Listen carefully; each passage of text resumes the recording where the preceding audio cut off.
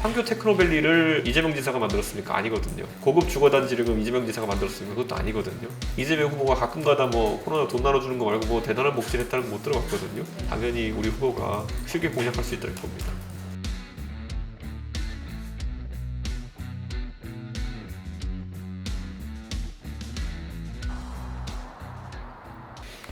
우와. 응? 내년 대선 승패를 가를 수 있는 키워드는 무엇이라고 생각하시는지, 그리고 대표님 평소에 생각하셨던 어떤 시대 정신 있으신지 궁금합니다.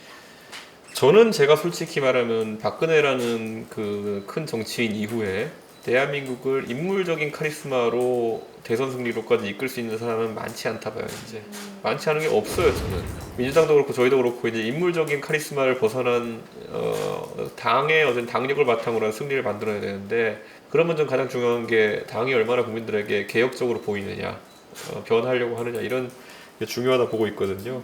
서울시장 선거 때 뭐 오세훈이라는 사람은 서울시장으로서 굉장한 매력이 있고 인물 경쟁력이 있었지만 앞선 거둔 거는 사실 당이 젊은 세대가 유세차에 올라갈 수 있는 공간을 만들어주고 기성세대가 몰려갔던 그런 후보들을 오세훈이라는 갑자기 사람이 오랜만에 나타나가지고 다 꺾어버리고 승리하는 그 어떤 시나리오 자체가 매력적이었기 때문이거든요. 저는 지금 우리 후보들도 이번 대선을 앞두고 조직 선거나 이런 과거의 관성에 좀 얽매이지 않았으면 좋겠다. 지난 전당대회로 보면은 전당대회는 오히려 조직 선거가 더 횡행하는 선거인데 조직 선거로 보면 말도 안 되는 그 결과가 나왔잖아요. 몇십 년 동안 정치하면서 조직 모았었던 분들이 오차범위 밖으로 패했잖아요. 그러니까 저는 그게 무슨 의미인지를 깨달았으면 좋겠습니다. 이제 토론이라는 것이 있어가지고 대선 후보가 토론을 기술적으로 잘할 필요는 없다 이렇게 생각합니다. 하지만 적어도 사람들은 그 안에서 매너를 봅니다. 어떻게 이런 상황을 대처하는지. 유준석이라는 사람이 토론을 그렇게 많이 나갔지만은 상대를 골탕 먹이는 이야기를 제가 잘 하지는 않아요. 예, 무슨 말이냐면 제가 작정하고 누구 바보 만들 생각으로 어떤 토론 나가면 아무리 상대당이 하더라도 그 사람이 모를 만한 거 하나 딱 물어보면 돼요. 근데 그것도 모르냐고 이렇게 몰아붙일 수 있거든요. 그런 거야말로 가장 필요 없는 형태의 검증이거든요. 근데 저는 그런 어떤 식의 토론 양상이 나타나는 경우도 있어가지고 아직까지는 아쉬운 부분들이 좀 있습니다. 후보들이 전체적으로 우리 후보들이 그 좀 복잡한 캐릭터를 구성하는 게 좋다 이런 생각을 하거든요. 그러니까 지금 윤석열이라는 사람은 검찰총장 할 때 이미지가 강하게 박혀있고, 홍준표라는 사람은 강경보수로서 이미지 박혀있고, 유승민이라고 하는 사람은 지금까지 주목은 받았지만은 비운의 정치인 같은 이미지가 박혀있고, 원희룡 지사는 영원한 소장파 같은 이미지를 스스로 이제 벗어나지 못하고 있거든요. 각자의 이미지를 탈피하고 거기에 덧붙여서 새로운 이미지를 구축한 사람이 누구냐가 굉장히 중요하다 이렇게 봅니다. 그건 앞으로 토론 많이 남았으니까 기대하려고 합니다. 비단주머니라고 하는 것은 후보의 개인 비리를 디펜스하는 그런 내용이 아닙니다. 결국엔 후보가 들어와서 당에서 어쨌든 본인을 홍보하고 그리고 또 후보로서의 어쨌든 그 확장성을 갖기 위해 가지고 당이 준비하는 많은 것들이 이제 비단주머니에 해당하는 것이고 다 지금 지하실에서 만들고 있습니다. 열심히. 네.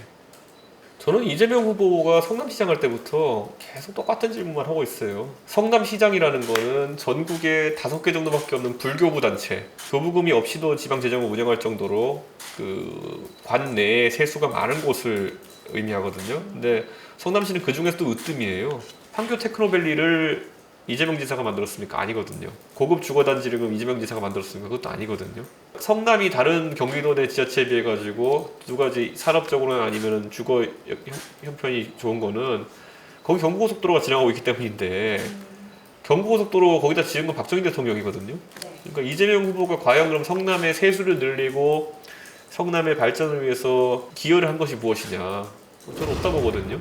그럼 결국에는 그 많은 세수를 가지고 뭐 할지를 갖고 이제 본인이 업적이라고 내세우는 건데 대한민국에 그런 거를 업적이라고 보는 사람은 별로 없습니다. 성남시장이었기 때문에 할 수 있는 그런 것들에 대해 가지고 너무 이제 과대 평가받는 부분이 있었다. 당장 본인이 경기도지사가 된다면은 경기도 재정은 거꾸로 성남시만 그렇게 하지 못하기 때문에 이재명 후보가 가끔가다 뭐 코로나 돈 나눠주는 거 말고 뭐 대단한 복지를 했다는 거 못 들어봤거든요. 지금도 대선 공약도 보면은 터무니없는 것들이 이제 돈 쓰는 것들만 얘기할 겁니다. 돈 벌어오는 거 얘기하는 거 들어본 적이 없습니다. 이제 무능을 숨기고 있는 가면이 찢어지고 나면은 저는 당연히 우리 후보가 쉽게 공략할 수 있을 겁니다. 저는 기본적으로 우리 국감을 통해 가지고 이재명 후보가 그 설계 과정에서 10번 이상 본인이 설명하기도 하고 대체적으로 다 알고 있었음에도 이렇게 손실을 이제 야기한 것은 배임에 가깝다는 인식을 갖고 있고요. 지금 또 변호사비 대납 의혹 이런 것들은 굉장히 심각한 것이고, 또 권순일 대법관의 석연치 않은 어떤 고문 위촉이라든지 이런 것들은 당연히 문제가 계속 될 것이다 저는 이렇게 봅니다. 예를 들어 부도덕한 개인이 저희 당 소속이 있어가지고 그걸 돈을 받았다 하더라도 저는 그거는 뭐 당에서 지침을 내리는 것도 아니고, 그리고 조직적으로 당에 있는 사람들끼리 공모해서 대장동 개발한 것도 아니고, 그분들은 떡고물 떨어지는 걸 받아 먹은 것 자체가 큰 문제지만은 애초에 설계한 사람이라고 본인이 주장하는 사람은 훨씬 더 큰 책임이 있는 것이죠. 예. 그분들이 떡고물을 챙길 수 있었던 거는 설계자가 다 설계해가지고 다 빼돌렸기 때문인 거거든요. 예, 저는 그거는 정말 그거는 설계자 1번 플레이어가 잘못 생각하고 있는 거라고 생각합니다. 저는 제보 중에 저희한테 온 것도 있고 일부 언론사에 들어갔다는 내용도 들은 바가 있습니다만은 그 이재명 후보 입장에서는 하루하루가 좌불안석일 겁니다.